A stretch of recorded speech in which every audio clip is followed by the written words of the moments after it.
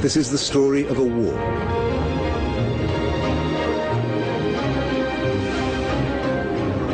It's the story of a dictatorship, of the construction and collapse of a system, of an arms race between the builders of a wall and their opponents, the escapers. And it's the story of a symbol, the Western gateway to the Cold War.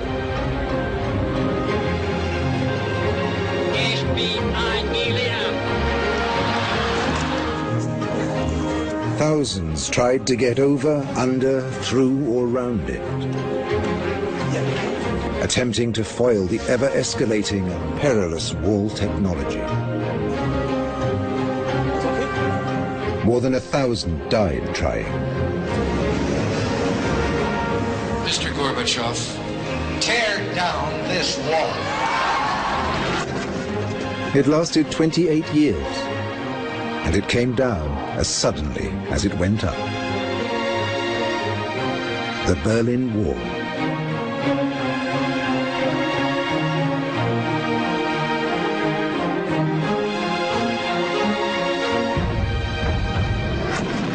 (1945). Hitler's war has left 40 million dead and Europe in ruins. Russia's Red Army takes Berlin, sacrificing 200,000 of its soldiers. Stalin wants to keep the capital of defeated Germany as a spoil of war. But as the ruins are cleared brick by brick, the Russians have to hand over 2/3 of the city to their allies.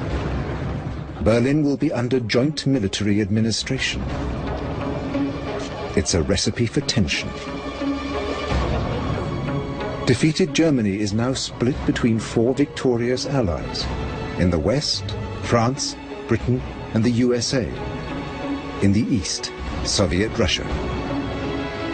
And in the middle of the Soviet zone, Berlin is divided again.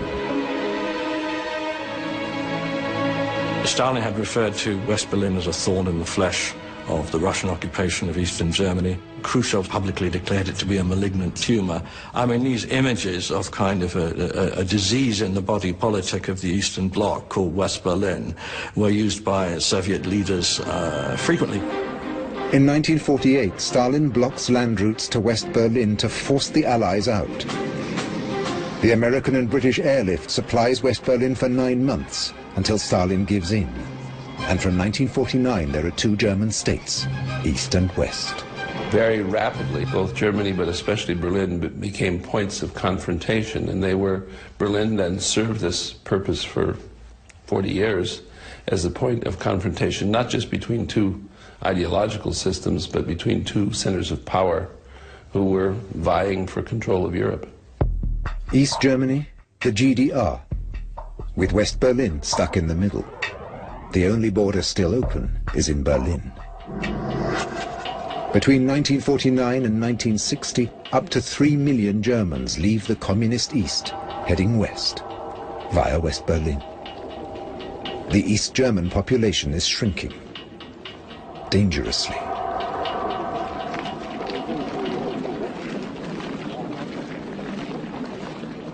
In 1960, 200,000 fled.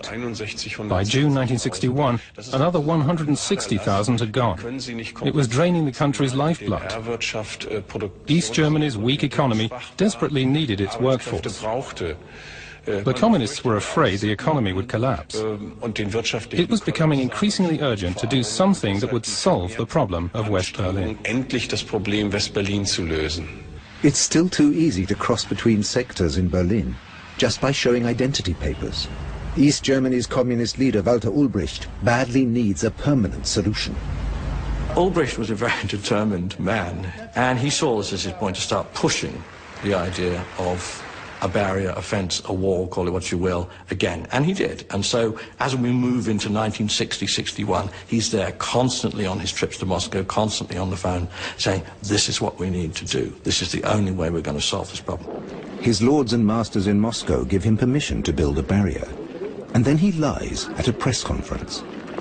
I understand your question in this way, that there are people in West Germany who want us to mobilize the construction workers of the GDR to construct a wall. Is that right? No one has any intention of building a wall. In Moscow, Soviet Premier Nikita Khrushchev sees a chance to neutralize the Allies in Berlin, or even remove them. Khrushchev said that having Berlin was like being able to squeeze the testicles of the West whenever he felt like it. Whenever he wanted to cause pain to the West, he just squeezed Berlin. He made difficulties for them. And there's a bonus opportunity.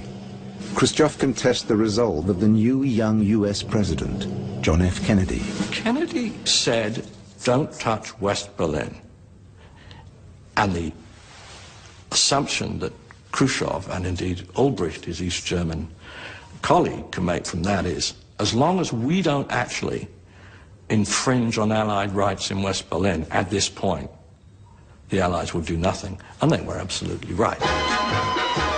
At the beginning of August 1961, West Berlin is preoccupied with hosting its International Film Festival, totally unaware of the impending disaster. It all come to a highlight on the 13th of August, in the middle of the night, when we got the call, that something's going on. Harold Smith is a US tank commander in West Berlin. He's sent to take a look, and maybe to do more. They're repairing the roads? What are they doing with all of this material? And then we went down there, of course.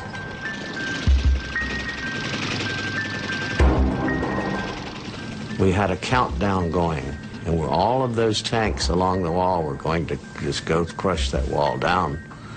But 1 minute before we were to do it, the phone rang, and it was President Kennedy.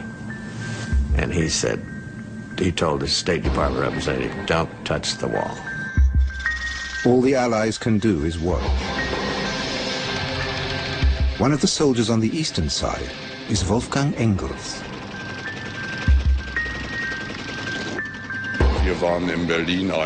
We were deployed in Berlin on the 13th of August, early in the morning. We were brought to Berlin by truck. As a pioneer battalion, it was our job to set up the obstacles to seal off the streets.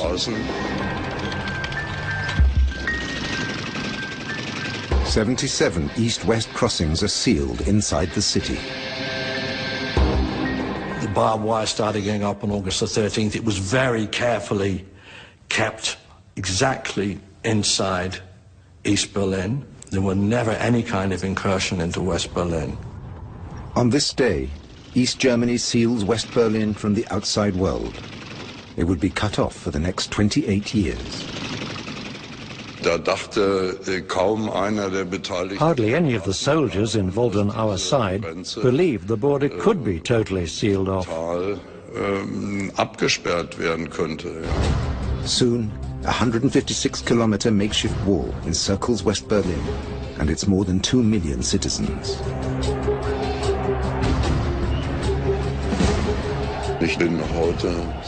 Looking back, I'm very happy there was no violence and no shooting.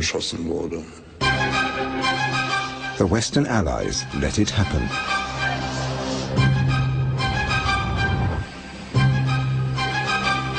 Kennedy clearly made a decision that they would protest, they would object, but not go to war. Within weeks, a more elaborate border structure is snaking its way right through Berlin, making escape nearly impossible. Watchtowers, a 2-meter-high wall topped with barbed wire, concrete obstacles to block vehicles, a rear fence, and between them, the death strip, a cleared area for shooting. And then the propaganda war begins.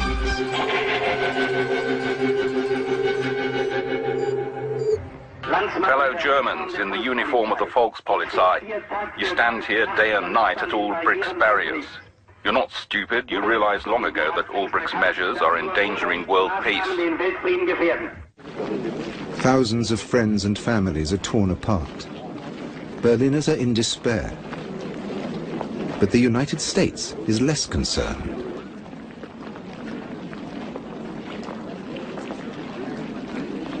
Kennedy was not unhappy that the wall was built. I mean, it diffused the crisis. He said, "We saved West Berlin." And so the optic that they had was not that the two parts of Berlin had been separated, but that we had stood firm. We had avoided the ultimate consequences. On August the 15th, 1961, Konrad Schumann seizes his chance. He's the first border policeman to escape to West Berlin. Film of his leap to freedom circles the world.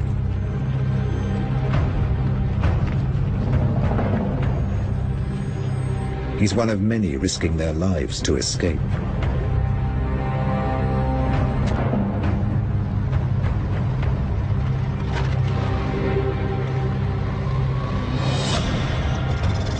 East Germany moves to seal off parks, bridges, houses, roofs, and sewers.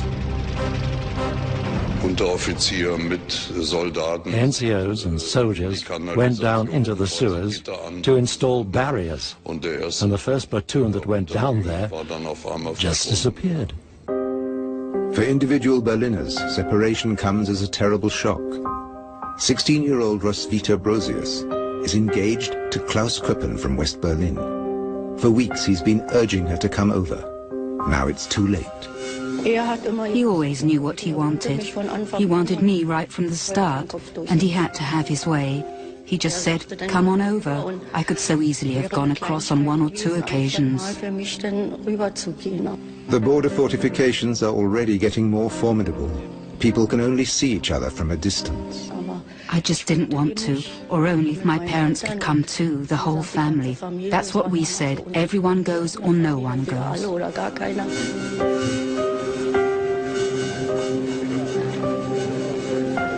It was disappointing, but no one knew how it was going to turn out, what was coming. No one reckoned that the border was going to get so massive. But Klaus is already devising a plan to get Roswitha out. He's just waiting for the right moment. It won't be easy.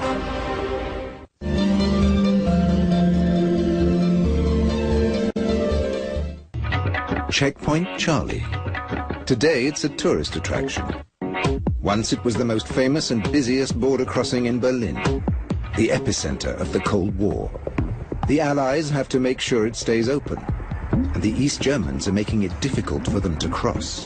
In October 1961, we were still fighting over the access, and an American diplomat was blocked from going into East Berlin, and it escalated. For the Americans, it's a matter of principle. They refuse to recognize East Germany as a state. They didn't want armed representatives of our state to check their passes, because they don't have diplomatic relations with our state. According to the Four Power Agreements, the Allies have the right to cross over the border whenever they want to. They pushed their way through, went into East Berlin for a short drive, and came back again. And that was the point at which there was a genuine East-West crisis over Berlin. The Soviets drive their heavy armor up to Checkpoint Charlie. The Americans waste no time responding. They said, "Go back to the wall, the Russian tanks are coming."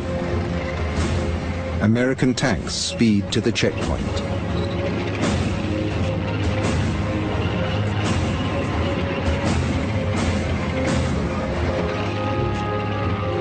When we got there, I was the lead tank, so of course I was the closest to the Russian tanks, and that was 250 meters. That's just even too close to sight your gun.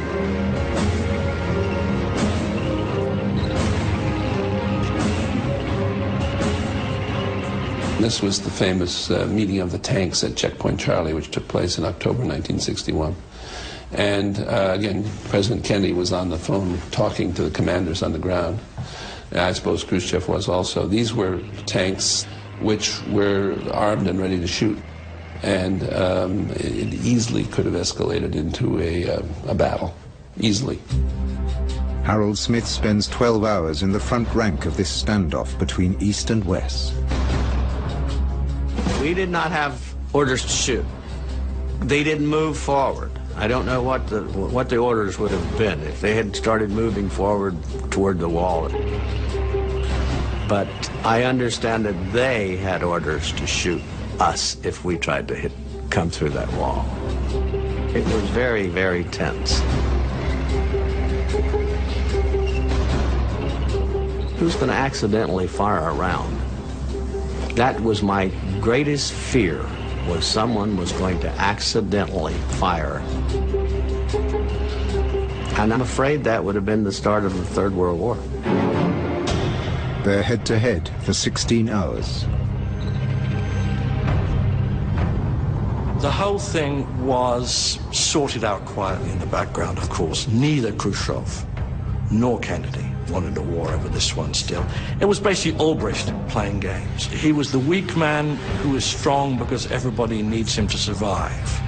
And Khrushchev in the end overruled him, basically. He said to Ulbricht, okay, stop playing these games. They found a way of both sides saving face. The tanks pulled back. And Betty, at that point, October the 28th, 29th, 1961, the Berlin crisis was pretty much over. But the wall still separates thousands of people, like Klaus Köppen and his fiancée Roswitha. Klaus has an idea how he can bring her out. We talked about it, and she finally agreed to come across without her parents. So we thought about how we could do it, and we got the idea of converting a VW Beetle. With his West German passport, Klaus has the right to drive into East Berlin. If the gas tank is removed, there's just enough room for one person.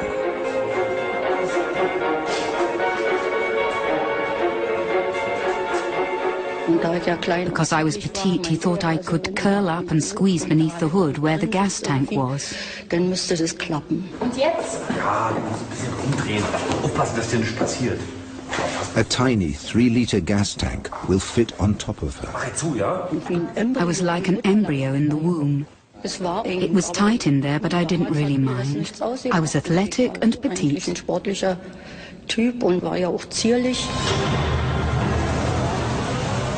February the 10th, the road to freedom. Of course, it was very uncomfortable, but it would only be 15 minutes drive and then 10 more at the border.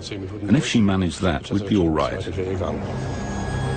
As long as no one looks too hard at the car.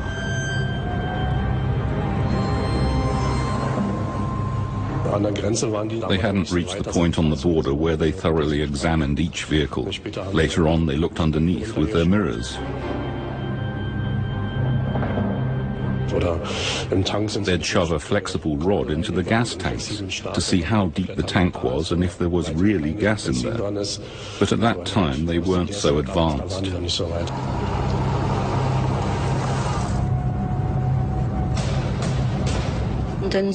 After a few hundred meters, I suddenly noticed that my neck was beginning to burn. The gas pipe had worked itself loose, probably because of the way I was lying. And the gas was pouring over my neck and my back, and it hurt terribly. And I just yelled, "Let me out! Let me out!" Then I really panicked. And then we went back home. The next weekend, Klaus is ready to try again. I didn't want to get in there again. I was scared. I'm a bit superstitious like that. If it doesn't work the first time, you shouldn't try to force it. I'd had enough. The barriers continue to rise. Now people can't even see each other. The desperation to escape increases. A news team, alerted in advance, is there to film a precisely timed escape through a cemetery that runs beside the wall. 5 men were on board with an elaborate device of 2 ladders hinged together. Spot on the second, the escaper arrives, Stanislaus Gefrera, a 25-year-old mathematician. Ingrid Paulisch of Munich is Stanislaus's fiancée and the reason for his escape. Anyone who fled from East Germany risked everything. He'd given up his home, his friends. He was risking his life.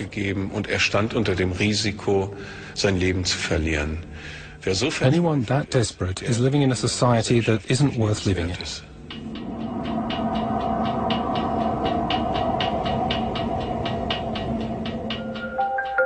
August the 17th, 1962. 18-year-old Peter Fechter is shot trying to escape. He begs for help for nearly an hour. The Eastern Guards do nothing as he bleeds to death. West Berlin police are not allowed to intervene. Whenever people were killed trying to cross the wall, it was a propaganda defeat for the East German government. In the first 12 months of the barrier, more than 20 escapers are killed at the wall. Today, memorials remember 130 people killed trying to cross the wall in Berlin, shot, drowned, or falling from buildings.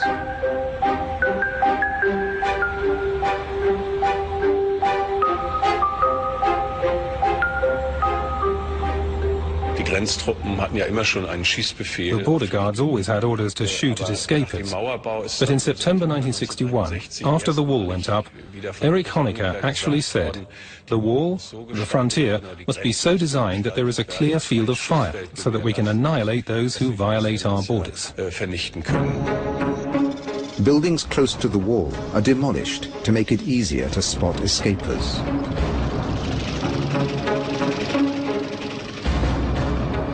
Not only in Berlin.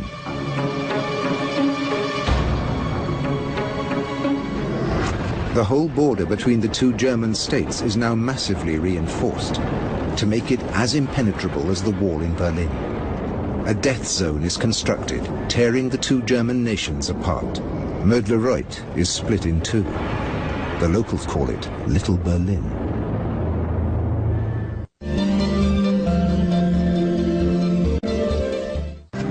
This 900-kilometer border, plus the wall around Berlin, are known as the anti-fascist protection barrier. It requires an enormous force of 30,000 border guards. They receive special training and a strict indoctrination program. Our primary task is to nip provocations and incidents in the bud, all in the service of peace. So in the end, this is a deeply humane task, which anyone can reconcile with their conscience. It's also a tedious task, but the guards on both sides get used to it. It's called binocular warfare.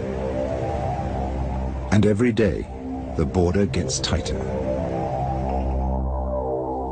March 1962. Brothers Horst and Karl Müller, 24 and 21 years old, are desperate to join their older brother Rudolf in West Berlin.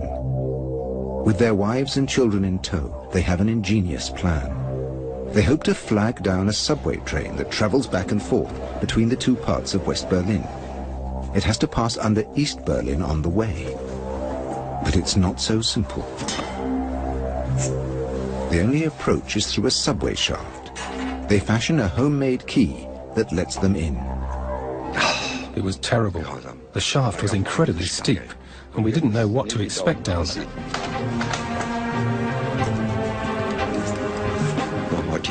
Horst was the first one down. He had to see what was happening. I had to check it out, and if I came across a policeman, I had to get him out of the way. The shaft is deserted.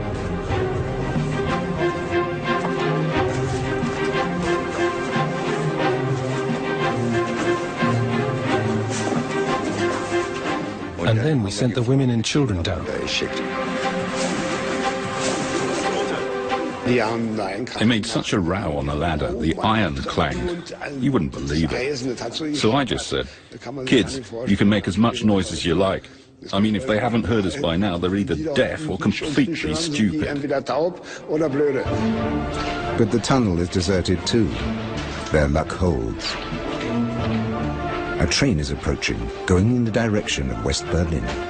He jumped down onto the track and started waving with his torch. The train started to slow down. And we said, "Hey, get off the rails, it's dangerous, the train's coming." And he said, "Bullshit," or something like that.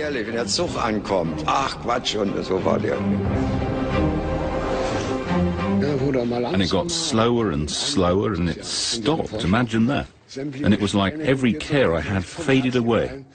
Now we could get onto the train.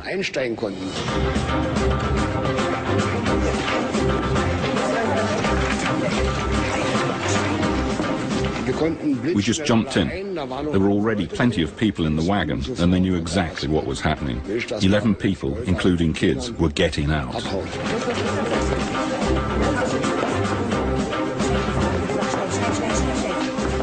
It happened so quickly. The West Berliners dragged us in and they sat us down. Not together, one here, one there, all in separate places.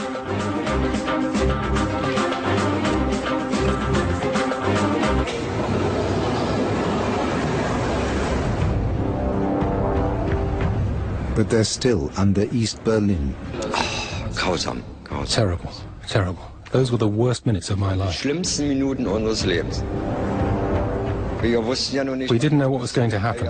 There were still 5 stations to go before we got to the west. And the train went so slowly through the stations. And we saw the police on the platforms. Terrible. Hoping they wouldn't notice anything, but they wouldn't stop the train.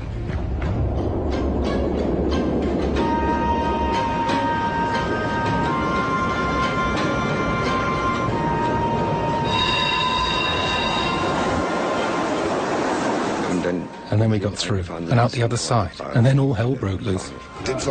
It was crazy. Well, folks, we made it.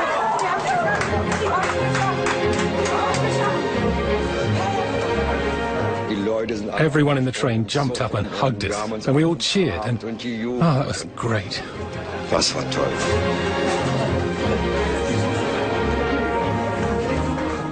We were so happy. You can't imagine how happy we were. You can't describe the feeling. It was simply freedom and happiness that the children were all right and our wives were all right. The first thing they do is visit their brother Rudolf, who had moved to West Berlin in 1960.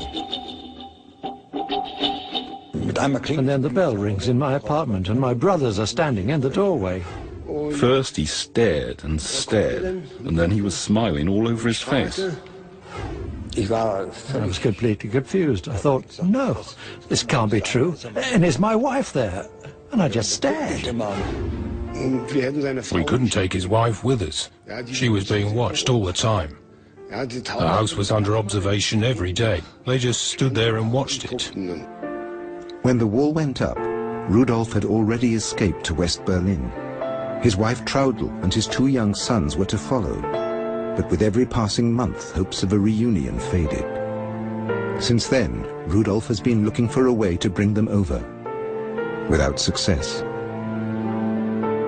It isn't easy to shock Rudy, but he was knocked flat. He couldn't say a word. He just burst into tears. And then we made him a solemn promise that we were going to start planning right away to bring his wife and children over. It won't be straightforward. The East German state is busy countering escape attempts, both in Berlin and along the German-German border, with more obstacles.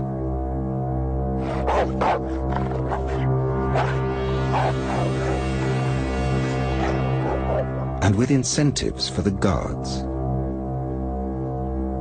The Central Committee member responsible for security matters in the 1960s was Erich Honecker. He was always instantly informed of successful or unsuccessful escape attempts. For instance, when someone was shot dead, Honecker signed the documents, the Stasi report. He signed the documents rewarding or praising the guards. But this is no normal national frontier. The guards on the western side are Germans too. And East German border police are trained to shoot at people from their own side.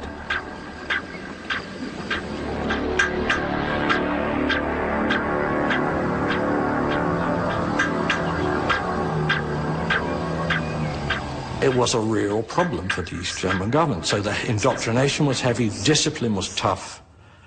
When you think of the young men in those guard towers who would be required, if necessary, to shoot somebody who's trying to escape, you've got to understand, I mean, these are people who spoke the same language, who grew up in the same towns, who shared a background.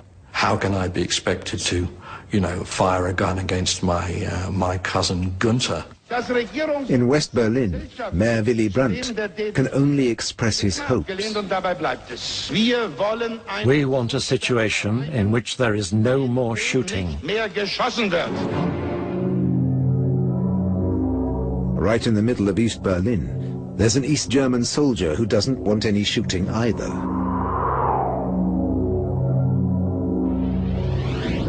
In fact, Wolfgang Engels wants to escape, and he has a plan. To borrow an armored personnel carrier and drive it through the wall. I got into contact with the soldiers, and it all started with a chat about cars. They were interested in cars, and I was interested in their armored personnel carrier. They loved showing it off to me, inside too. And by talking shop, I learned how to start the engine and how the gears worked. Everything I needed to get it moving. He wasn't intense about it. He just seemed to be asking questions by chance. How does that work? Show me that. Not in a way that made us think he wanted to drive it. We couldn't see that. He was very relaxed about it all. The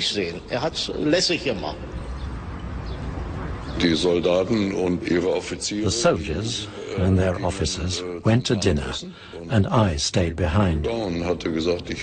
I said I had things to do. And once they'd gone, I got in, turned on the engine, and got going. April the 17th, 5 p.m.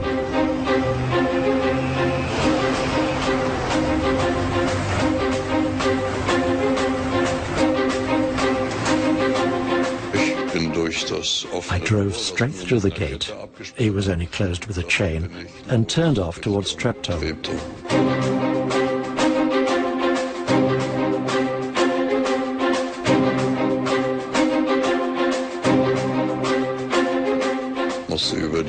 I had to drive along Stalin Alley, and I came up to the only traffic lights. In those days, they were controlled by a policeman in a little hut.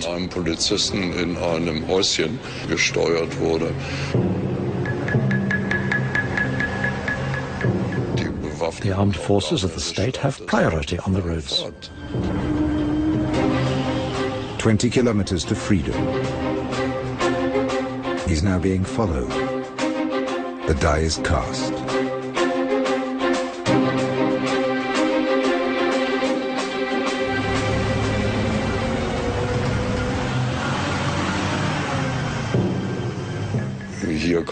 You can't just drive up to the wall, put on the handbrake and say, it was just an exercise. There was no going back now.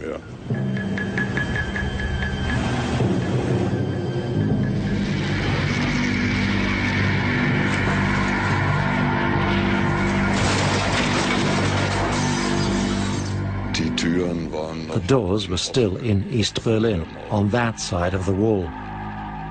My first reaction was to get out, and I found myself standing in the middle of the rolls of barbed wire. You could say you were pretty excited in a situation like that. Adrenaline levels up to here, and then some. I didn't even feel the bullet hit me. I was so hyped.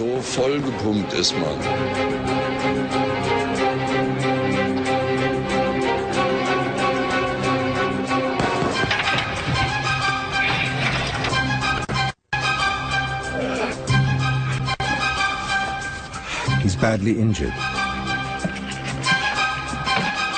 West Berliners hurry to his aid.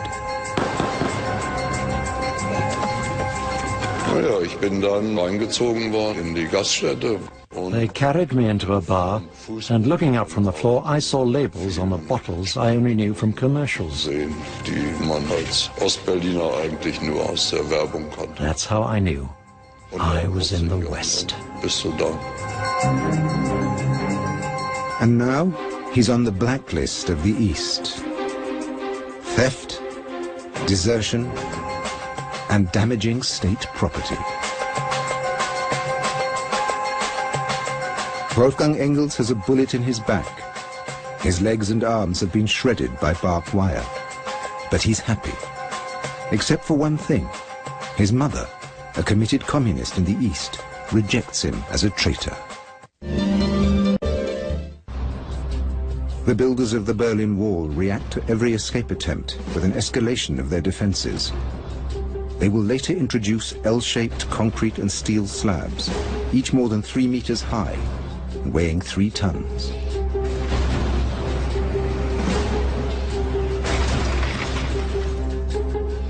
A vehicle ramming the wall drives onto the base of the slab, and its own weight keeps the wall standing.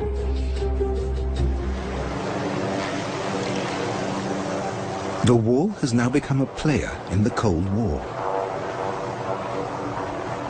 It was actually a factor in stabilizing the situation in Central Europe during the early 60s and allowing the fear of war, which had existed over Germany basically since 1945, when it had been divided between East and West, to dissipate gradually.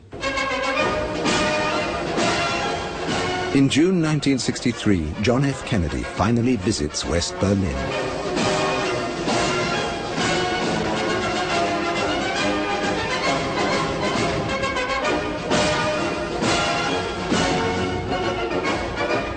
The attention was away from Berlin. Kennedy brings it back to Berlin with his famous speech, his famous visit, which generates enormous popular support in Berlin.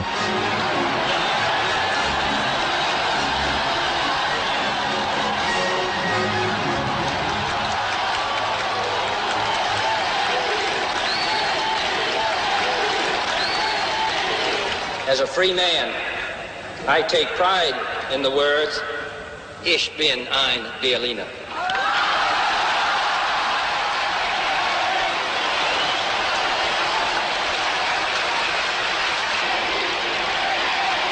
I think in terms of the history of Berlin and the wall, Kennedy's visit is very big, very important, symbolic. And it does tell people in West Berlin that the United States will support it, will support them. He will later say, seeing the wall with his own eyes showed him its real brutality.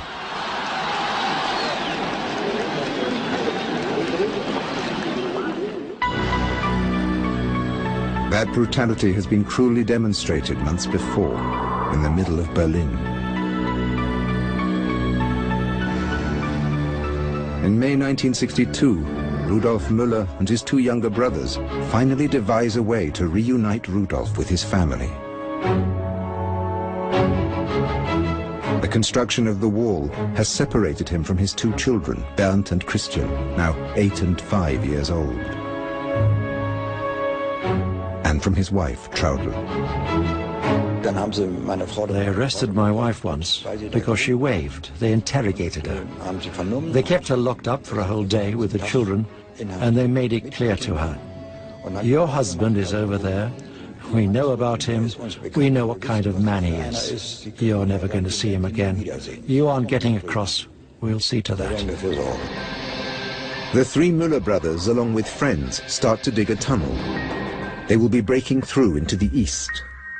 The tunnel will go just 25 yards from a shed in the west, under the wall. At first, we hardly got anywhere. The ground was like concrete. But suddenly it got easier. Then we had the problem of getting the sand out of the tunnel, and that got more difficult as it got longer and the air got worse and worse. 4 men per shift, 4 6-hour shifts a day.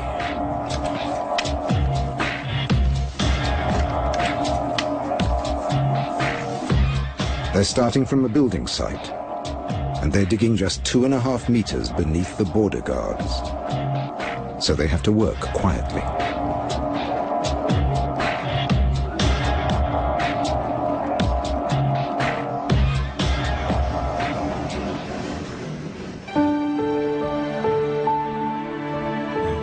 could have scraped all my skin off and not noticed. I had a goal, really. Every moment I dug, I could see my family. I just kept looking forward. We'll do it. We've got to. Suddenly they come to an area where the earth is very soft. I looked up because there was such a strange creaking noise, and then a load came down. All they could see were my legs and my shoes. And they could see where they had to scrape away the sand.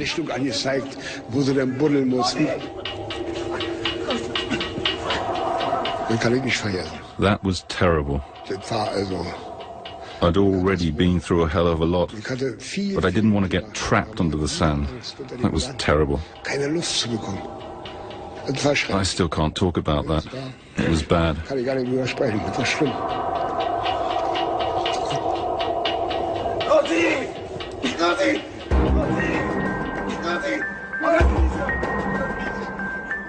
On June the 18th, after 3 weeks of digging, the brothers reached their goal.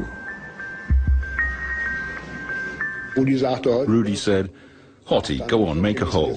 We've got to get through." Then I sort of rammed my way up, and it finally gave way.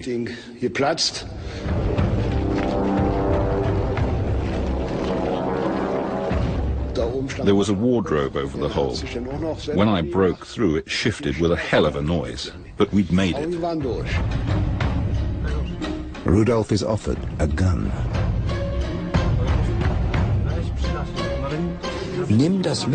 Take this with you. They're so nervous and trigger-happy. You've got to be able to defend yourself, or they'll lock you up and throw away the key. I took the thing and stuck it in my belt. A guard was standing there. I went up to him and made a sign, greeted him. He just looked at me, didn't greet me back. I thought, oh God. Rudolf's family is waiting around the corner. I could sense him looking at me. I could feel it on the back of my neck. My hair was literally standing up on end.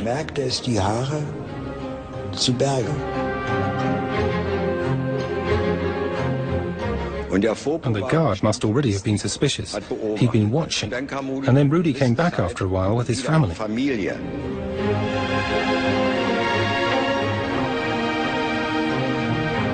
I said to Trauchen, now you go around the corner, along the wall, and keep going, whatever happens. And just as I was saying that, the guard came around again.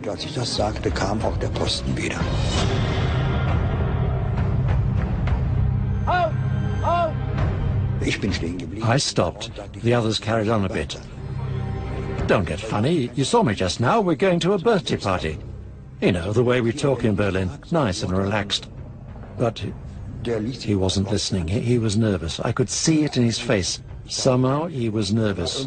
He just said, the women and children stop there. And he raised his machine gun, and I just thought, now that's it. He's going to shoot. He would have fired, 100% sure. He would have killed them all. I took out the gun, aimed at the machine pistol, and pulled the trigger. It all happened at the same time. Rudy fired at the guard in self-defense, and a policeman in a watchtower started shooting too. And then suddenly the guard fell over. I panicked. I just yelled, run, run, run! The family ran, the children and the women, and the policeman in the tower was firing at the children. I could see the bullets kicking up the dust. And then we got into the hole. Thank God we all got in. I was the last one. And then the guards came running up. They seemed to be there in seconds, and right away they started firing into the cellar, right into the tunnel. The escapers are lucky. The shape of the tunnel protects them from the bullets.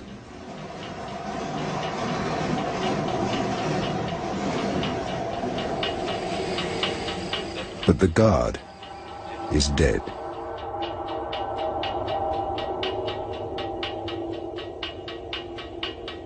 At that moment, there was nothing to be happy about.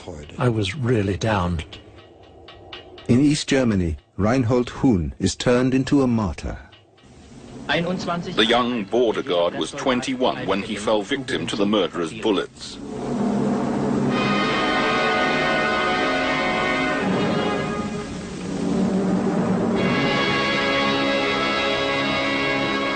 I have this permanent feeling of guilt. A man died as a result of our escape. That person was killed by the shot I fired. That's terrible. No court can take that away from me. They could find me guilty or innocent 3 times over. I carry that guilt and I can never be free of it as long as I live. The wall made Rudolf Müller both a criminal and a victim.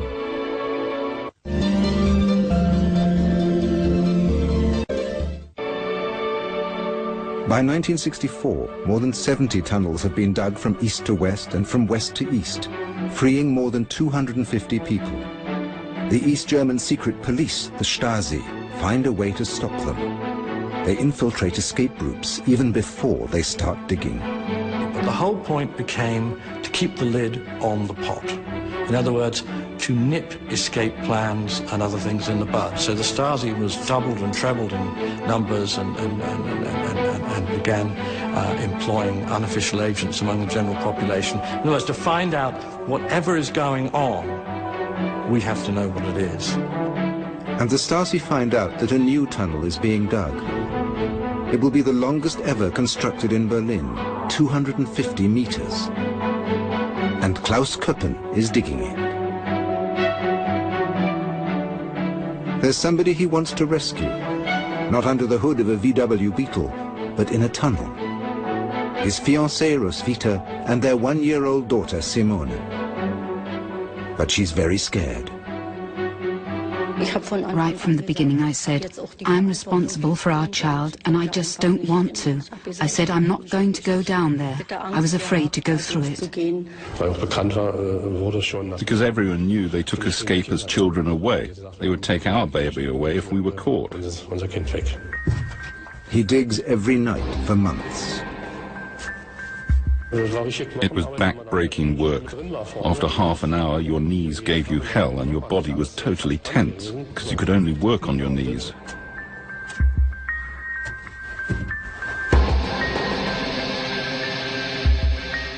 He'd be completely exhausted, and he'd tell me how far they'd got. Sometimes they'd made no progress at all. It all took much too long for him.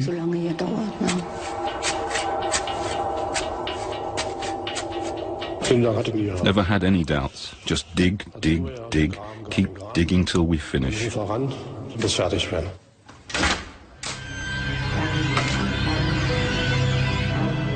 After 120 meters of digging, they finally reached the wall. It was a Monday. We were working in the tunnel, and in the middle of the night, someone knocked on the door outside. Police, open up. The police say the tunnel has been betrayed. It's too dangerous to go on. The tunnel must be sealed off. If we were betrayed, how much did they know over there in the east? What was happening to our families? It was a huge shock. Our world just fell apart. The Stasi have tipped off the West about the tunnel. All Klaus's efforts have not been in vain. The Stasi decide to get rid of some troublemakers. Roswitha and her baby are sent over to the West. They wanted no trouble on the border. When news about a tunnel came out, it was headlines all over the world. So they said, we'll let a few people go, and it'll go quiet.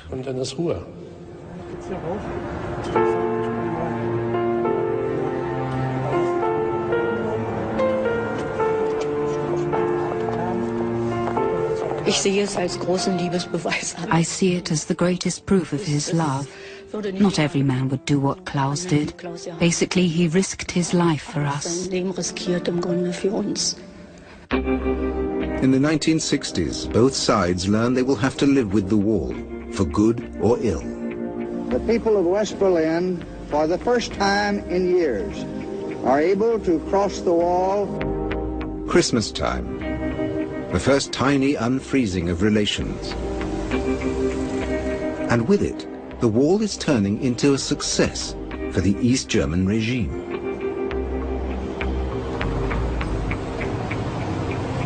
The wall has often been called the second birth of the GDR. It gave the state an opportunity to stabilize itself and to see what it could do for the people. What kind of life could it give people once it was guaranteed a captive audience and once its labor force couldn't leave? So in effect, it saved the GDR, the wall, from almost certain collapse. To make it stay that way, they're soon reinforcing the frontier with automatic guns and with mines. Escapers can no longer burst through or dig under the wall. They'll have to find other ways out of East Germany. And they will. Crazier, more dangerous, and more spectacular than ever. In 1961, East Germany had sealed its own borders with barbed wire and concrete to save itself from economic collapse. For 10 years, they reinforced this frontier until it became almost impenetrable. In May 1971, a new dictator comes to power, Erich Honecker. He looks like a modern European leader, but the wall is still the public symbol of his absolute state control. He now makes the border even more deadly, with automatic guns and minefields. For any East German who still wants to escape, it seems impossible.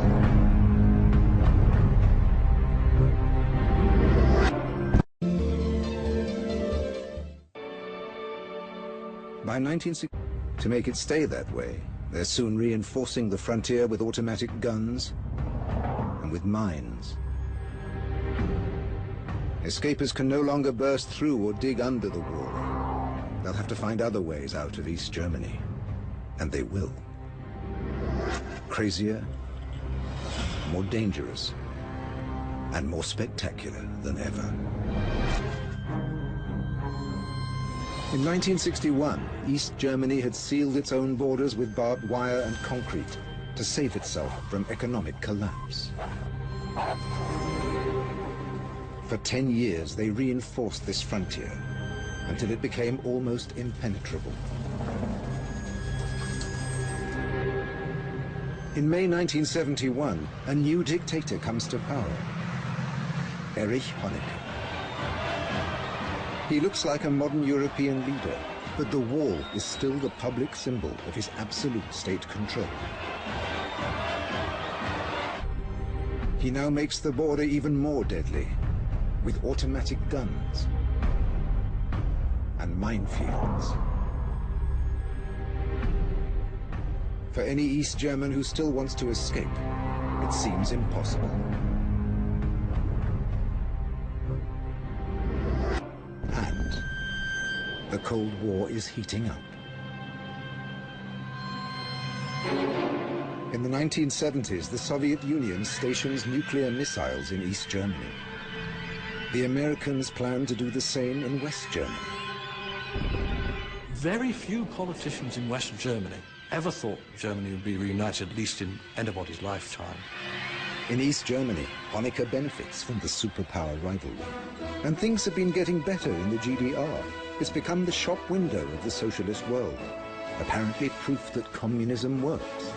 Fridges, washing machines, TV sets. The beginnings of a modest prosperity, in other words, started to occur in the mid-60s with the population stabilized, the educated parts of the population no longer going off to West Germany. You had a situation where people could feel life was not too bad. The regime can feel secure too. They and their state are very well protected. Every young man has to serve in the People's Army. They face the enemy in the West and their own people who want to cross the border.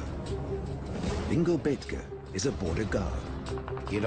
Basically, anyone who tries to cross the frontier is breaking the law. He is a criminal. He has to be resisted with every possible means. Of course, no one actually said we must shoot to kill, but if we did, they certainly approved. Ingo Bethge is himself a criminal because he wants to escape from East Germany.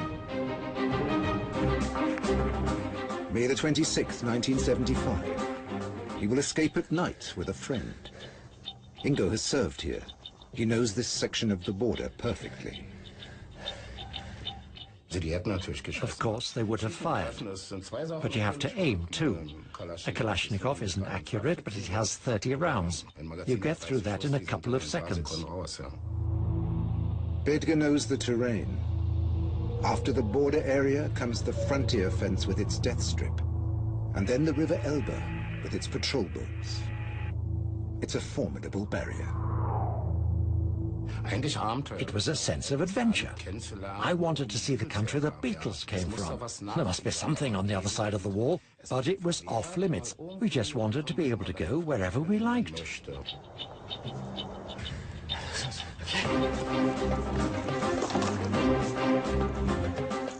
He knows the guards could come back at any time.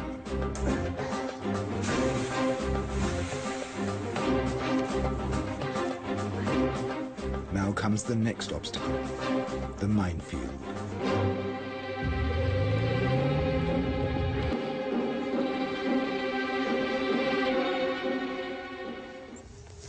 The only time I really got scared was in the minefield.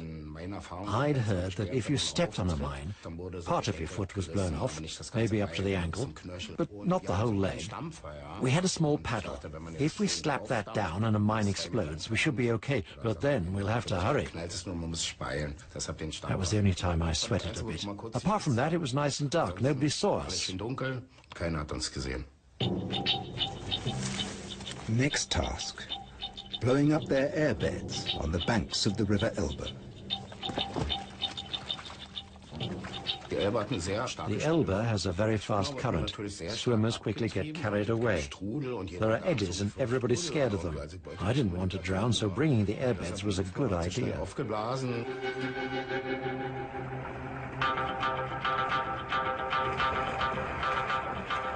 They paddle for half an hour. At first, we thought the other bank would never get any closer. It was dark. We paddled like madmen, and suddenly we'd made it. And there was a customs bus right in front of us. We said, "Hello?" And they said, "Where have you come from? Isn't it a bit cold for swimming?" And we said, "Yes, it is really, but we've just escaped from the GDR." They took us back to their guardhouse and gave us something hot to drink and eat, and we were lucky because it all worked out. Most escapers are arrested and imprisoned. Some are killed. Ingo Bethge is one of the few who make it across the Elbe. Ingo's family. He's left 2 brothers behind. He'll try to get them out too. For a guard unit, a successful escape is a humiliation. Every case is investigated, and the system is constantly reinforced. By now, these are the obstacles to getting over the wall.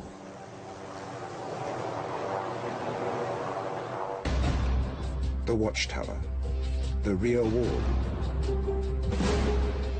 the bed of nails, the electrified barbed wire fence,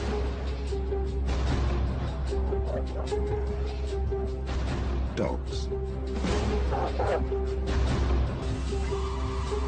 alarm wires, and there's a trap for the guards too.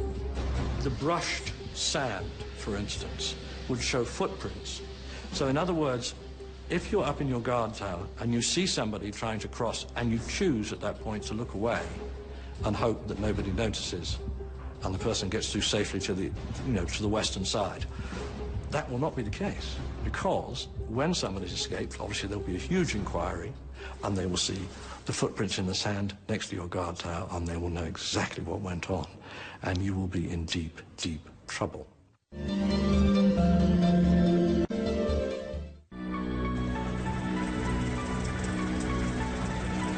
The East German state is strong.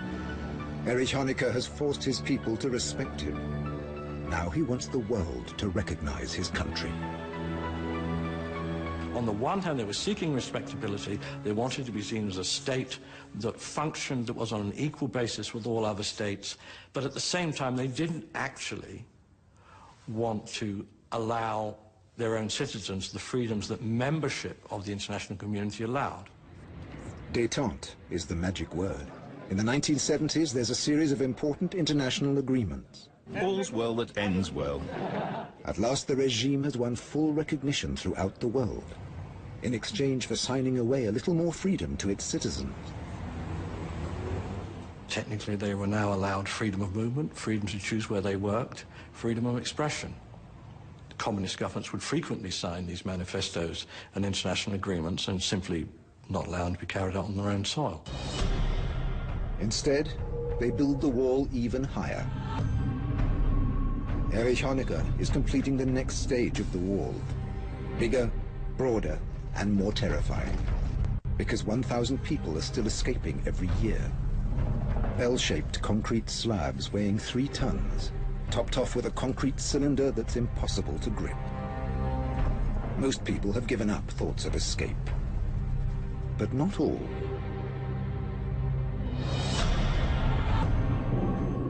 I couldn't travel where I liked. I couldn't say what I liked. If you told a political joke, you had to expect to go to prison. It was that simple. Peter Strelzig lives in Thüringen, 50 kilometers from the border. He's an engineer and an inventor.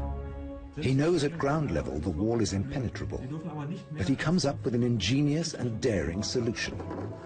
A balloon. A gas balloon would be better, because you wouldn't see the flame. But where do you get hydrogen and helium? There's nothing else for it. Hot air. They will have to travel 30 kilometers, from Lobenstein in East Germany to just over the border.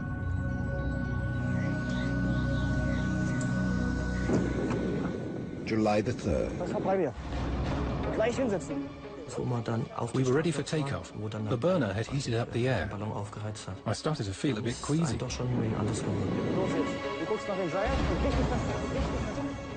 I gave it a good blast on the burner, and we slowly rose over the trees.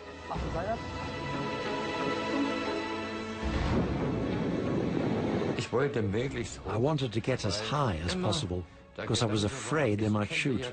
They might shoot at us. Then, at about 1,200 meters, the balloon flew into a cloud, and the canopy started absorbing water. And we began to sink, fast.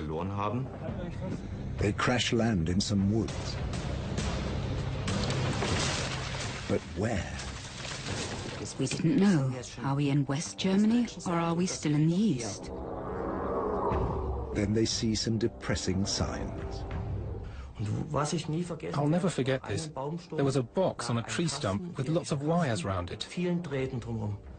I wondered if it was some kind of alarm, or maybe an automatic machine gun.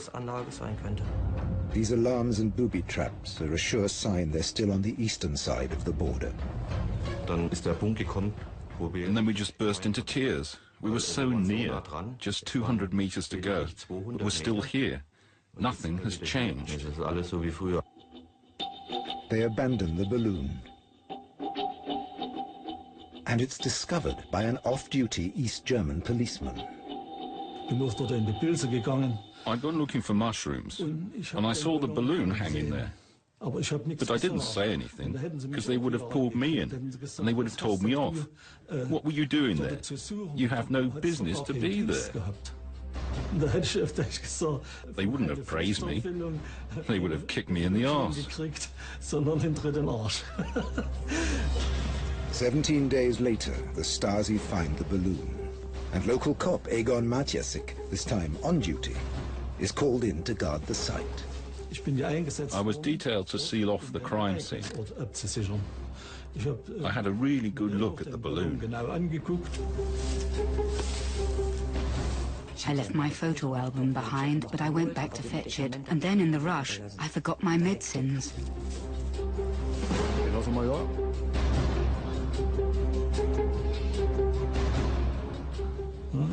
I saw the Stasi writing down the numbers, so maybe they could trace the perpetrators that way.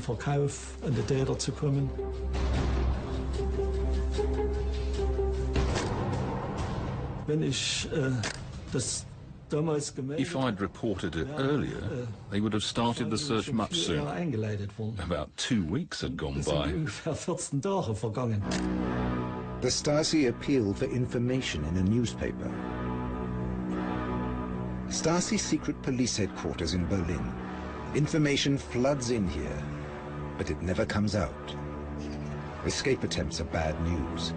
Thousands of people are working here to stop them. So we nip these things in the bud. We do not want more people being shot crossing the wall. We want them never to get to the wall in the first place. So the huge expansion of the Stasi to become possibly the most numerous per head of population, and in many ways, in a ghastly way, successful secret police force in history. They file reports on every escape attempt, every anti-government statement, every tiny detail. Meanwhile, the Stasi are following the trail of evidence. Fabric from the balloon, medicines, a wrench. It's only a matter of time before the trail leads to the Strelsigs. Whenever a car drove by outside, oh, I hope it's not the police. Oh yes, that was a scary time. But they're determined to build a new balloon as fast as they can. And another family, the Wetzels, are coming along. Now there will be 4 adults and 4 children.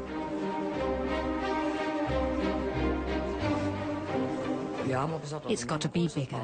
There are 4 more of us now. We've got to buy the fabric. The whole thing has to start all over again. We couldn't buy it all in one go.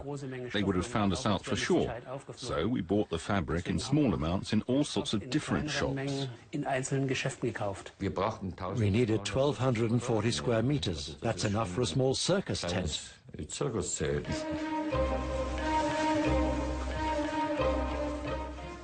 He started sewing again up in our bedroom, day and night.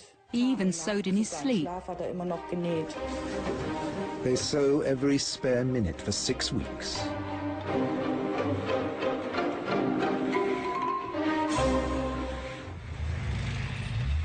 September the 16th, 1979. We said, the wind is so perfect. If it's ever going to work, it'll be tonight. A hidden clearing in the forest will be the takeoff point.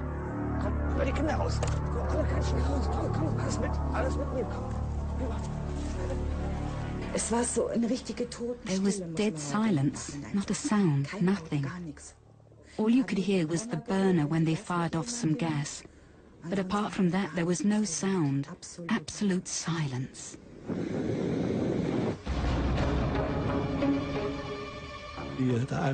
Shortly after takeoff, they were spotted by the guards at the control point.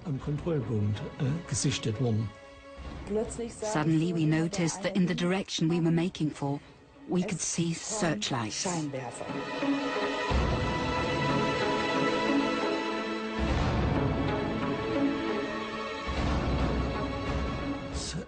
They had the perfect opportunity to shoot it down.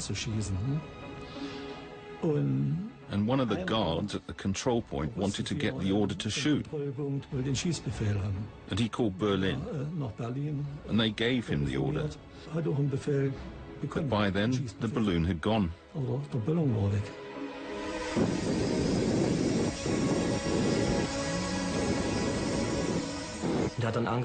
And then it began to stutter and pop, and the gas was finished. The flame went out, and then we could see up into the canopy.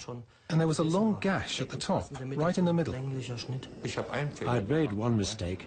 I'd fired the burner full blast and burned a hole in the canopy 25 meters above. And that was damn dangerous.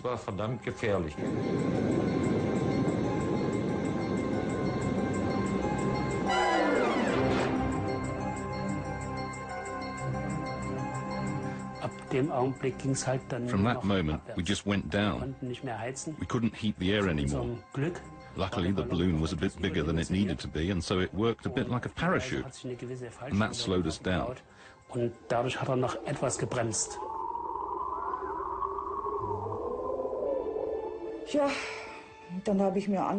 I just hoped that they wouldn't drag us out half dead. I made peace with myself. You can't imagine how calm you can be at moments like that.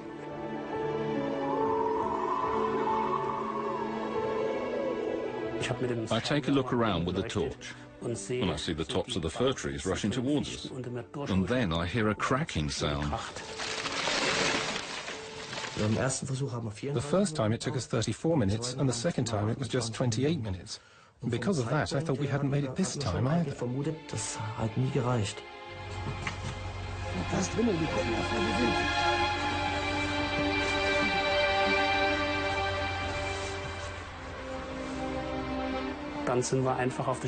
We just stepped out onto the road and stopped a car. And who got out but two policemen? The first question we asked was, are we in the West? And he said, where else would you be? Because they were pretty surprised too. And so then we knew we'd done it. So, of course, we all ran around like crazy, hugging and kissing. One big celebration. All the Stasi can do is put everything into the files and reconstruct the crime.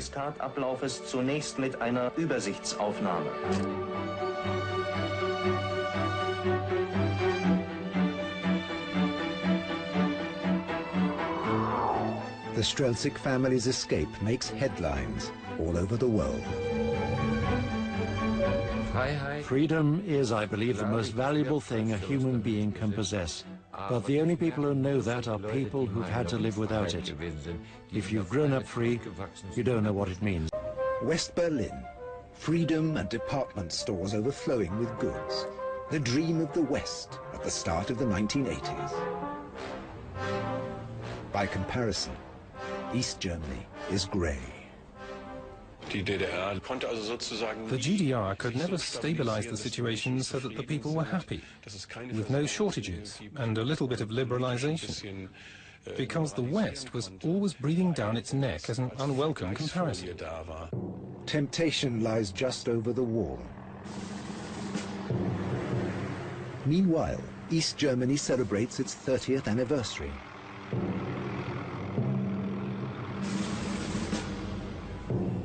The East offers parades, ceremony, and familiarity. Most of them didn't want to risk their lives just to get over to the West. Most of them thought, well, life might be better over there, but I live here. There might be problems with our life, but maybe we'll improve at living here. There was not, as is often thought in the West, a great climate of hatred and feeling of oppression. There was not this feeling of being imprisoned in a society. There was one thing they hated. Most people were very, very aware that Germans in the West had become great travellers. And they really felt very bad that the best they could hope for was maybe a week in Lake Balaton in Hungary, or perhaps a trip to Prague.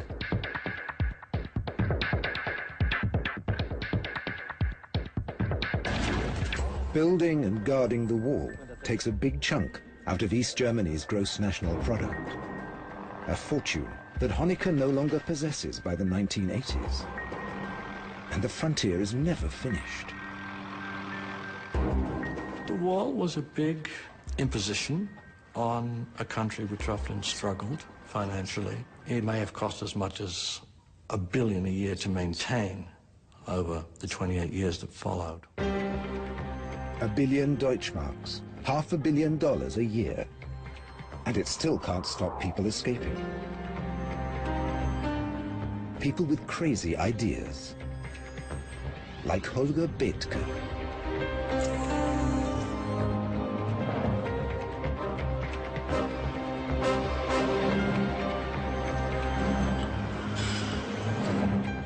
The Bethke family. Eldest brother Ingo swam across the river to freedom. 8 years later, his youngest brother Holger wants to join him in the West. We put on maintenance men's kit and wore overalls.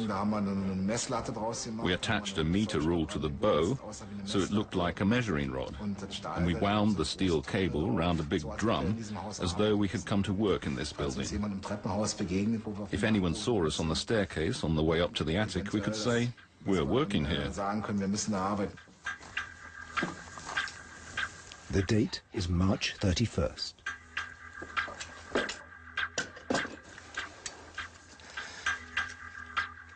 Holger will shoot while his brother Ingo waits in the west to retrieve the line.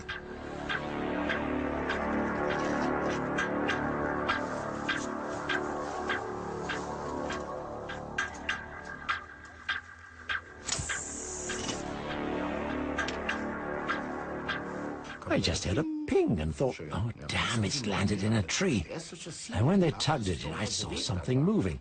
I looked closer at the tree and I saw it. Man, oh man, I've got it. And then the two of them were over the moon. I got hold of it and I began to pull. The steel cable is attached to the nylon cord and pulled over.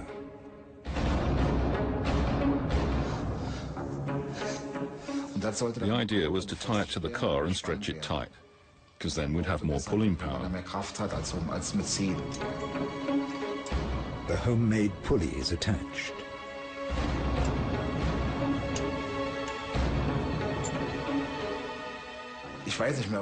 I don't know if I looked down. I must have been so wound up. I think I only looked forwards. You've got to make it. You've got to make it.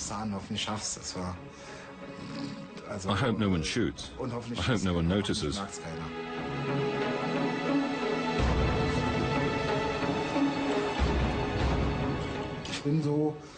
About 3 meters short of the building in West Berlin, I stopped. It wouldn't go any further. There was a short gap left. 20 meters above the death strip, with no safety net.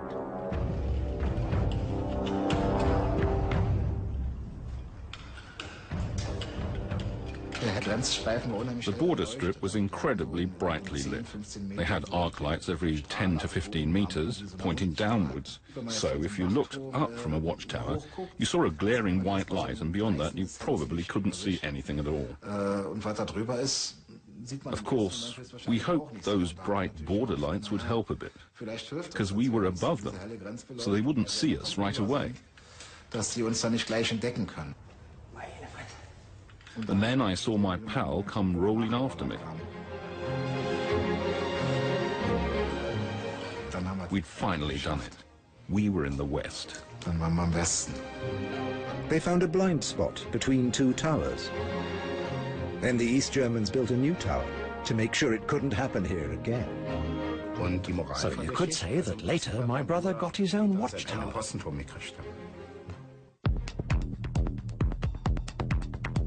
The Wall.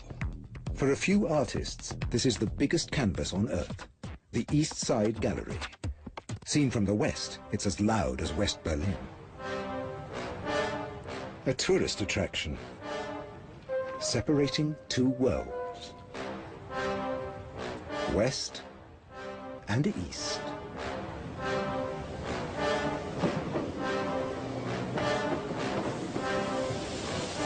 Erich Honecker still makes great claims for his republic. Everyone has his place in the German Democratic Republic, regardless of his political views and his religion. The prisons are full of critics who think differently from the regime.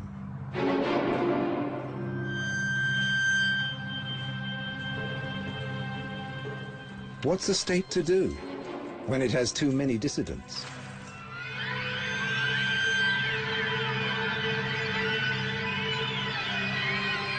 And is bankrupt.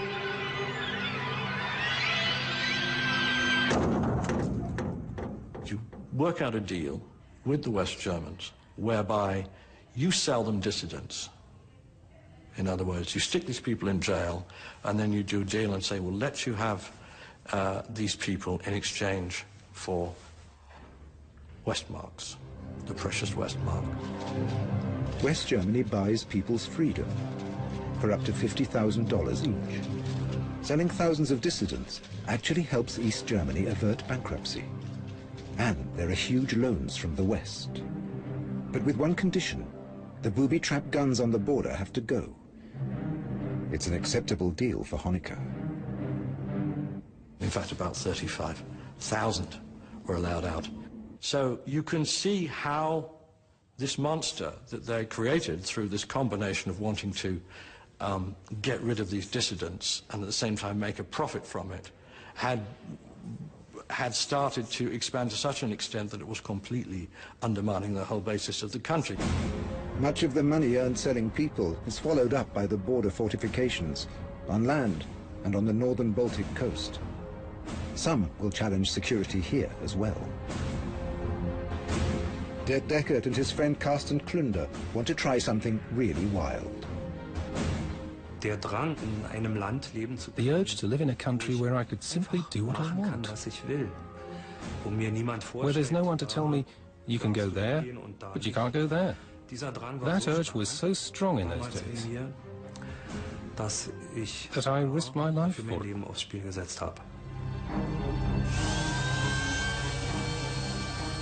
There are no fast windsurf boards in the GDR, so they have to build their own. They're going to be surfing a long way. They need storm force winds from the northeast to take them 70 kilometers from the island of Rügen to Denmark. And the conditions were so perfect, we suddenly said, we go tomorrow. 4 a.m. on November the 25th, through the banned security zone, into the breakers for the first time.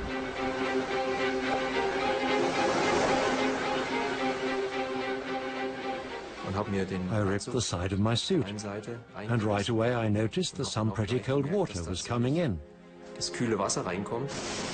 The water temperature is 6 degrees centigrade. Without protection from the cold, the crossing is suicidal. I'm not going to stay here and die. I'd better get back. So I go back to land and my head starts spinning. What now? Carsten's on his way and I'm stuck here. As soon as I got going, I kind of said goodbye to my life. I thought, okay, if something happens, that's how it is. You have to.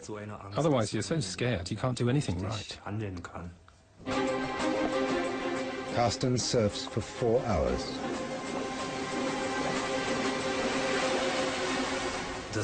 Then a sort of lethargy set in. I was just functioning. But as soon as I spotted land, all my strength came flooding back.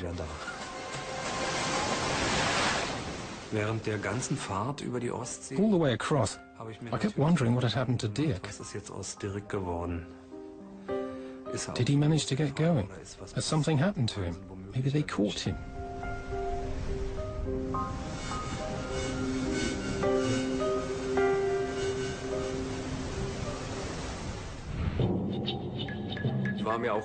I knew they were sure to notice something was up, and then they'd start looking for me.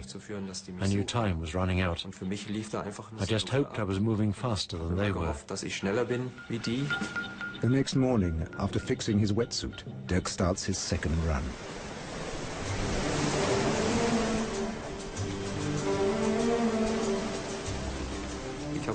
I made sure I surfed carefully. I was afraid something might break or I'd get hurt. Even then, I knew I might not make it. The Baltic isn't as big as all that, but when you surf in the same direction for an hour, you lose sight of land, and it doesn't matter how deep it is or how close the land is. If you drown, you drown.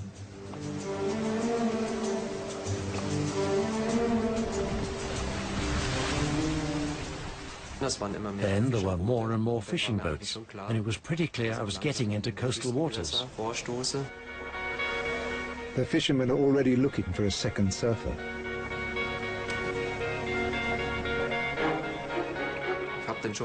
I had them say Carsten Klinder's name, and I realized they knew my name. From then on, it was just indescribable. After the strains of the last 48 hours, that I could be so happy. They sent a radio message saying they'd picked me up.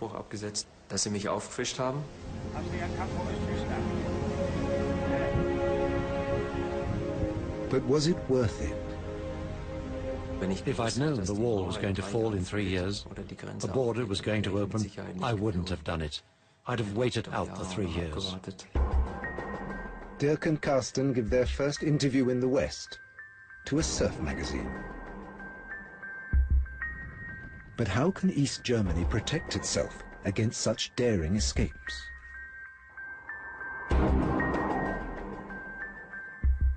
Only by developing more spectacular and refined methods of their own. And in fact, by the 1980s, they were planning a high-tech war, which in essence would be the computer technology by this point, and was such that they could envisage making a high-tech war where relatively little human intervention would be involved, and people wouldn't even be able to get near it without being picked up by the various sensors and cameras. This was Erich Honecker's Wall 2000. Infrared, laser and vibration detectors would trigger alarms when they sense an escaper.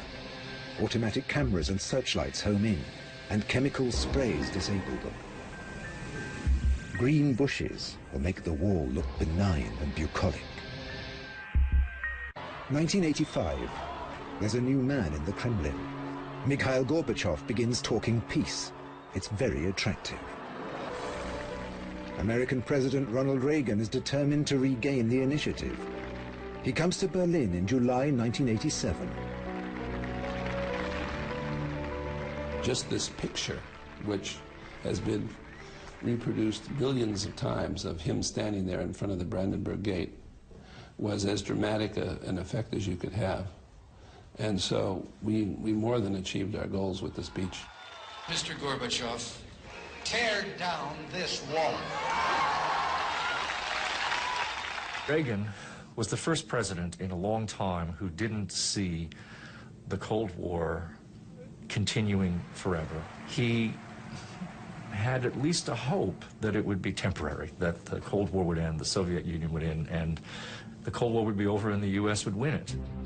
In this thaw between East and West, Honecker visits his counterpart in West Germany, Helmut Kohl, the ultimate recognition for the little brother. We respect the existing frontiers, but we want to overcome this division on our path of peaceful understanding and freedom. Just words? Erich Honecker tried so long to keep a tight hand on things because he knew that he couldn't afford to just relax slightly, because as soon as he relaxed, East Germany would go. It would just melt away. The Bethke family is at it again. The last of the three brothers is still in the East, Egbert. In 1989, escaped kings Ingo and Holger want to fly back over the wall to get Egbert out using 2 planes. First, we bought one microlight and taught each other to fly. We got into all kinds of scrapes. We must have lost 3 propellers and sent a few engines to the junkyard, and we broke a wing too. You know, learning by doing.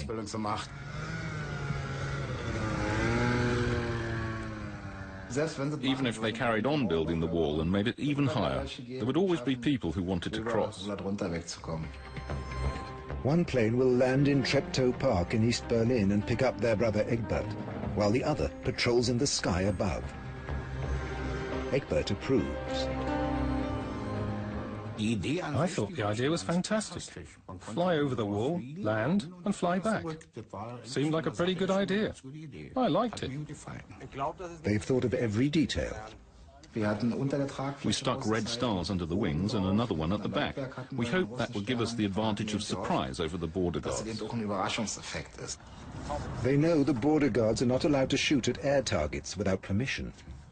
So we thought, A border guard sees us at 4 a.m. He calls his company commander and drags him out of bed. And he calls the battalion commander. And he calls the Russians. And it takes forever.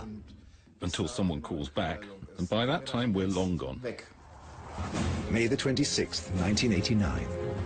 A West Berlin sports field. We drove the truck to the field. And at midnight we started unloading the planes. We put them together and dismantled them so often that we were pretty good at it.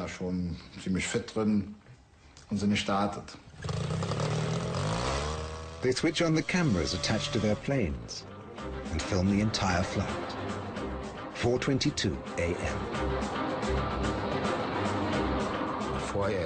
We were nervous, but as soon as we took off, it all fell away. It was stressful, though. I had to raise my visor because I couldn't see a thing. It was so dark. They tried to contact Egbert by radio. Once we'd taken off, we started asking over the air, "Are you there?" I had to watch out. I was in a bush near the path, and I couldn't see out because of all the leaves. Everything was covered, and if someone had come past by chance walking their dog and heard a voice in the bush and called the police, so I had to speak very quietly. Ingo, can you hear me? And suddenly I heard his crackly voice. Yes, I'm here, and we knew, thank God, he's there. Okay, copy, we're on the way. Yep, I'm okay too. Then they knew I was here, and I knew they were coming, but I didn't hear a thing from them until they were airborne. Of course we're on the way. I can see the wall in front of me. Over. Okay, I'll wait. The rendezvous is in East Berlin's Treptow Park. Then they see something big on their runway. We were surprised to see that there was a travelling circus in the park. It must have been set up at the weekend. The field was just about big enough to land in, with this little Russian travelling circus standing there.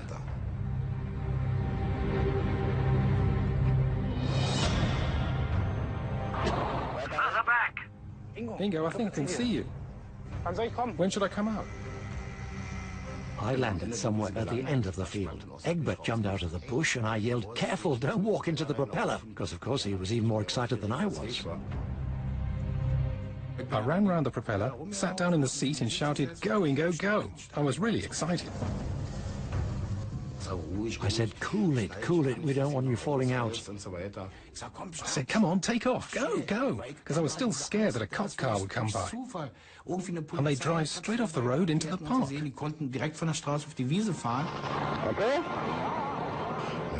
then I hit the gas, and we took off again. The trees were coming closer and closer, because we were twice as heavy, and I weighed 80 kilos then.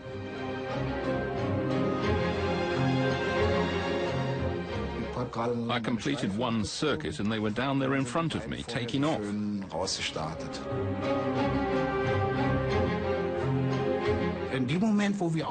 As we took off, I had to think about my friends, my parents, and I was a bit sad then. I was incredibly happy when we were a meter above the ground, flying to freedom. But there was a sadness too, because at that time you had to assume that you'd never see them again. 3 brothers reunited in the sky over Berlin. I thought, now we've done it. Nothing can go wrong. Egg is on board. I wasn't scared we'd crash or someone would shoot at us. We saw the border guards beneath us and we saw them looking up. They were looking up at us as they were making their report. What could they do? We were Russians.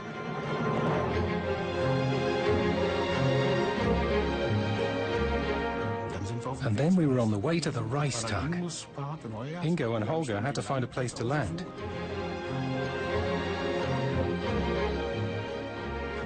We made a perfect landing.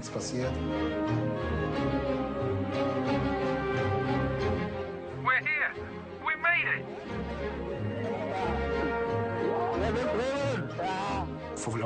I was so happy and excited, I literally went down on my knees and kissed the ground and said, "Thank God it worked, we've made it." Fantastic. I was just happy.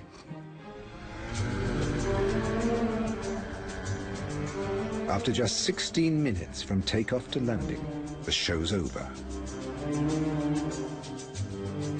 There's just one more thing they have to do. We cleared up quickly before they caught us and got out of there. We didn't want to get arrested by the West Berlin police. So, nochmal eine Keule. Im Kehle. Da mal. Hallo. We went straight to the Kurfürstendamm and we downed a quick beer and had a little celebration, because we'd succeeded. Our escape had worked.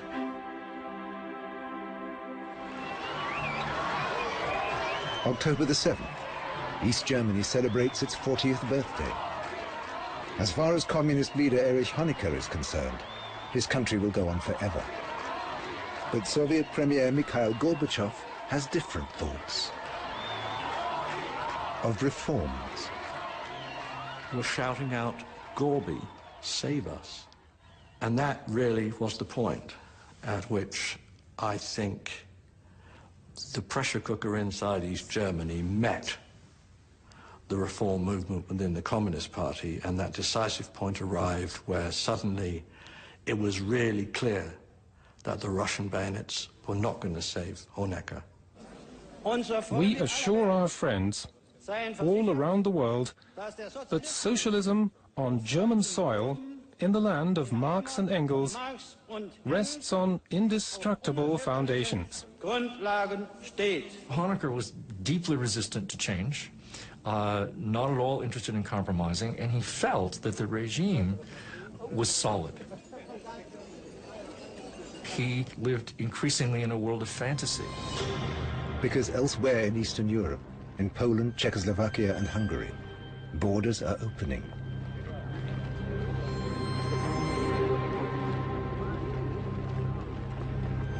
The electrified fence between Hungary and Austria has been dismantled.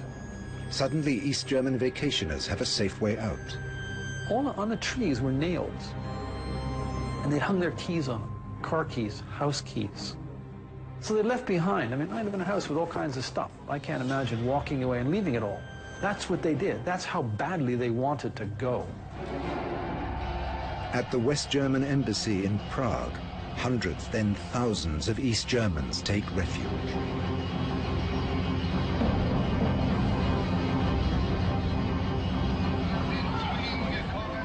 Finally, they're told that West Germany has agreed to take them in.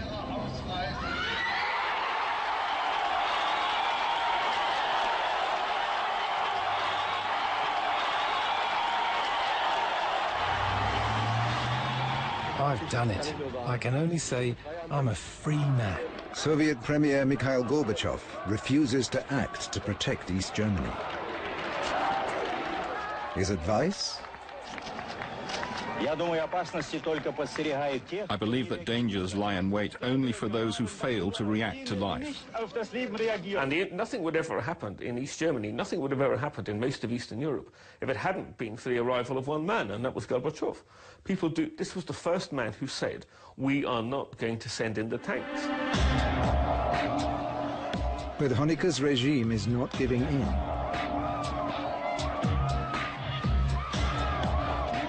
We're demonstrating peacefully. We don't want anything bad. It was the biggest gathering I think they'd ever had. And when you saw that, you realized, wow, if they're out here, they cannot stop this. They can't stop people speaking. They can't stop them gathering. And people are not afraid to gather. It's over. The authorities have lost total control. The genie's out of the bottle. The toothpaste is out of the tube, whatever you want to call it. East German Politburo spokesman Günter Schabowski announces on November the 9th, 1989, that for the first time, East German citizens can travel abroad freely. A journalist asks him when. He answers, at once. It was a mistake. He should have said tomorrow. The news spreads like wildfire. 3 hours later at the checkpoints, border guards are totally unprepared. We grabbed all our gear and we raced as fast as we could go to Checkpoint Charlie, and there they were. They were just heaving through. The gates were open, the guards were gone, the people were just pouring through. One gigantic street party, and all these travvies were coming across. These rotten little Trabants were coming across, and the West Germans were shouting and hollering, and people were hugging. It was a fabulous, fabulous moment.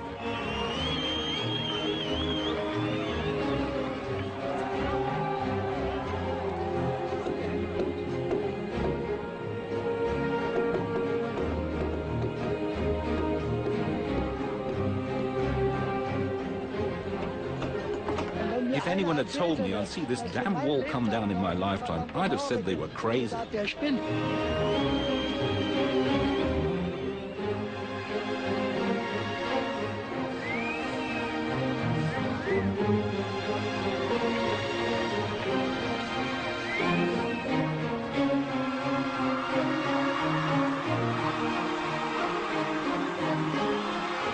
But not everyone is happy.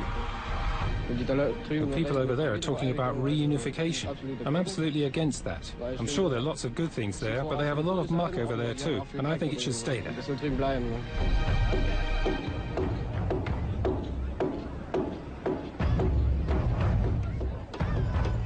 East Germany disappeared like a fairy tale, a nasty fairy tale. And I think, to me, that's my chief fascination with the place. It seemed artificial at the time, and now it went like a puff of smoke over a period of just a few days and months. On October the 3rd, Germany was reunified. It signified the end of the Cold War. During the 28 years the war existed, at least 40,000 people escaped across the border to the west. 75,000 more were prosecuted for trying. Over 1,300 died, including at least 136 in Berlin itself. But the East covered up many deaths so effectively, the exact total is still not known. Today, the Berlin Wall, that symbol of the Iron Curtain, the front line in the Cold War, has disappeared. Remnants can be found in museums around the world. Some pieces ended up as souvenirs. But most of the concrete and steel that formed the wall has been recycled to help rebuild Germany, a once divided country.